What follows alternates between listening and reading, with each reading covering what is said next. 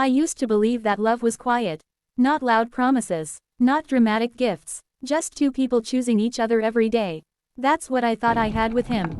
On most mornings, I would wake before the sun, listening to the soft sound of his breathing beside me. I would lie there, still, afraid that if I moved, the moment would break.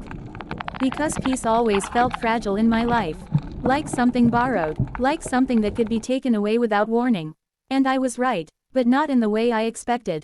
Back then, my world was simple. I worked, came home, cooked dinner, laughed at his jokes even when they weren't funny. I believed that loyalty was silent, that if someone loved you, they wouldn't need to prove it every day. He was calm, gentle, or at least that's how he wanted to appear. People admired him, trusted him, they told me I was lucky. And I believed them. What I didn't know was that while I was building a future in my heart, he was building exits behind my back. It didn't start with betrayal. It started with distance. Small things. Things I ignored. His phone turning face down. His smiles arriving late. His eyes no longer looking for mine when he entered the room. I told myself I was overthinking. I always did. I learned long ago that women like me survive by making excuses, for others, never for ourselves.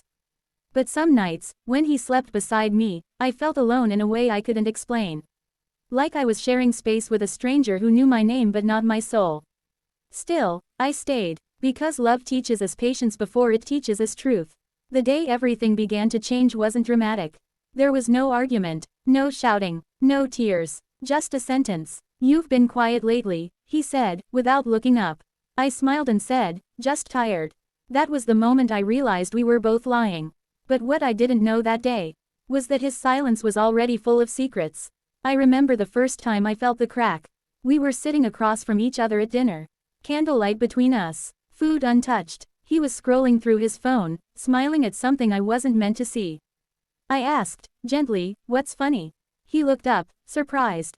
Then locked his screen. "Just work stuff." Work. That word became his shelter. His excuse. His shield. And I let it. Because trust, when broken slowly, doesn't make noise. It dissolves. Weeks passed. Then months. I began to notice how often he left the room to take calls. How often he came home with stories that didn't quite align.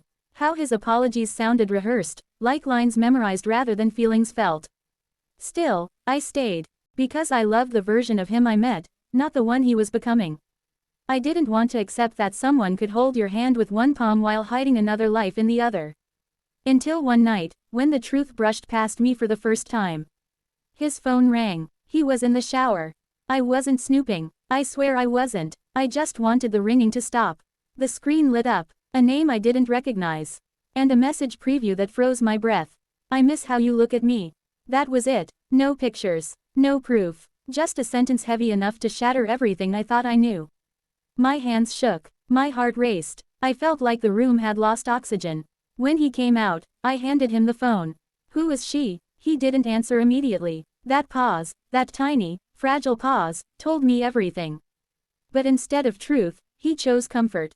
"You're imagining things," he said calmly. "You're tired. You always overthink." And for a moment, I almost believed him. Because betrayal doesn't always scream. Sometimes it whispers doubts into your own voice. That night, I didn't sleep. I stared at the ceiling, counting all the moments I ignored.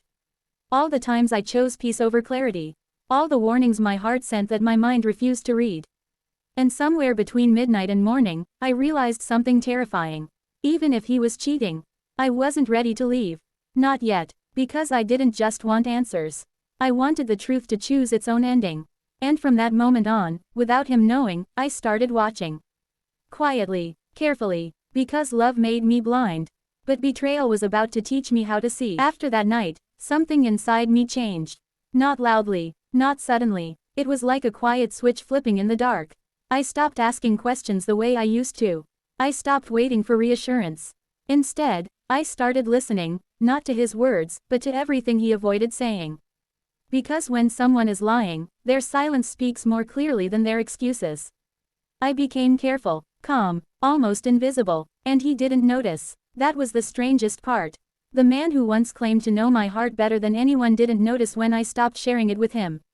He didn't notice when my laughter softened, when my eyes no longer searched his face for approval. He was too busy protecting his other life. The signs became clearer once I allowed myself to see them. He began dressing differently when he said he was working late. He carried his phone like it was fragile glass. He smiled more, but never at me. Still, I didn't confront him. Because I realized something painful but powerful. If I accused him without proof, he would deny it. If I begged for honesty, he would offer comfort instead. And comfort was no longer enough. So I waited. I watched him leave the house with casual confidence, unaware that every step he took away from me was bringing him closer to his own exposure. There were nights I cried quietly in the bathroom, sitting on the cold floor, hugging my knees, asking myself why I wasn't enough. Was I boring? Was I too trusting? Did I love too deeply? Those thoughts nearly destroyed me. But then another voice began to rise, soft at first, but steady. This isn't about your worth. This is about his choices. And that realization hurt more than the betrayal itself, because it meant I had loved honestly, and he hadn't. The first real proof came unexpectedly. One evening, he left his laptop open on the dining table. He rushed out to take a call, forgetting to lock the screen. I wasn't searching, but sometimes the truth walks into your life without knocking. An email was open, no names, no pictures, just a conversation filled with familiarity, inside jokes, shared memories, plans that didn't include me. I felt something inside my chest collapse quietly. This wasn't a mistake. This wasn't confusion. This was a relationship. I closed the laptop with shaking hands. And instead of screaming, instead of confronting him, I felt something colder take over. Clarity. That night, when he returned, I kissed him on the cheek and asked how his call went. He smiled and lied. That was the moment my love for him finally cracked. Not because he cheated, but because he looked into my eyes and chose deception without hesitation. From that day forward, I began preparing myself, not for revenge, but for survival. I started journaling everything: dates, times, stories that didn't align. I began rebuilding my strength quietly. I stopped depending on him emotionally. And slowly, the woman he thought he was betraying began disappearing. In her place, someone stronger was forming. Still, there were moments of weakness. Moments when I wanted to confront him, to shout, to ask why. Why wasn't I enough? Why did he promise loyalty if he planned betrayal?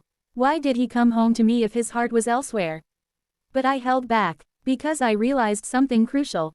If I reacted emotionally, I would lose control. If I stayed calm, I would gain power.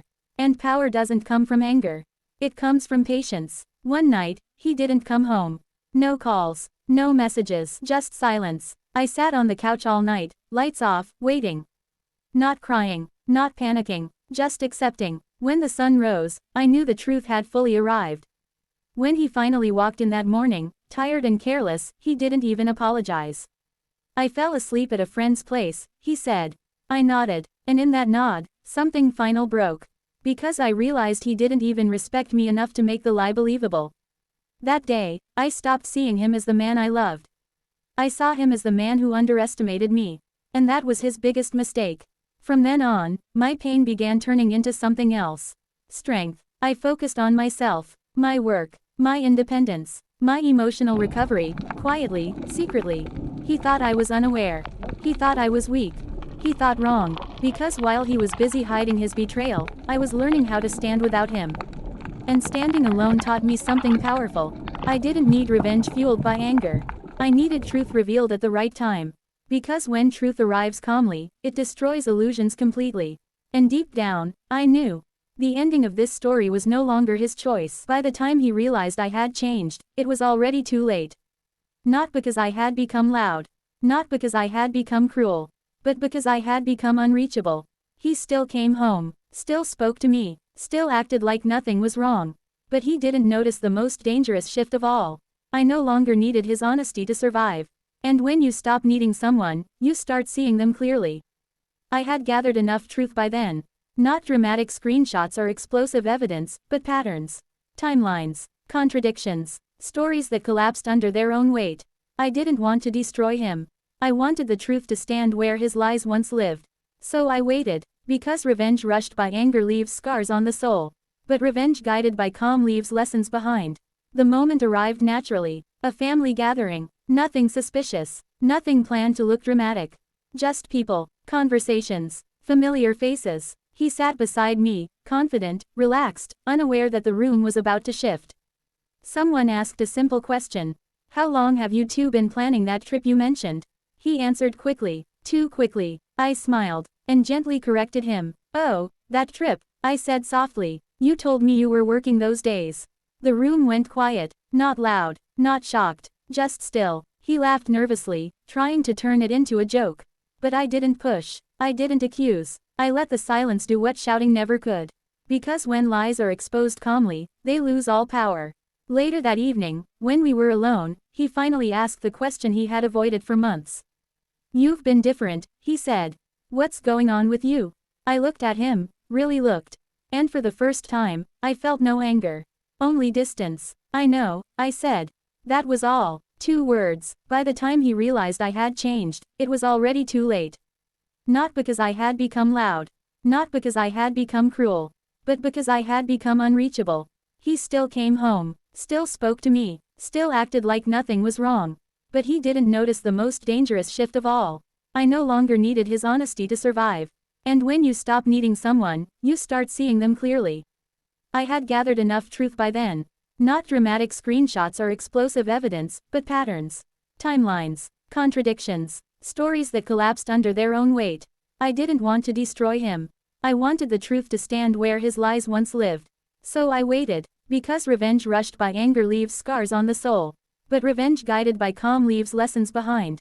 The moment arrived naturally. A family gathering. Nothing suspicious. Nothing planned to look dramatic.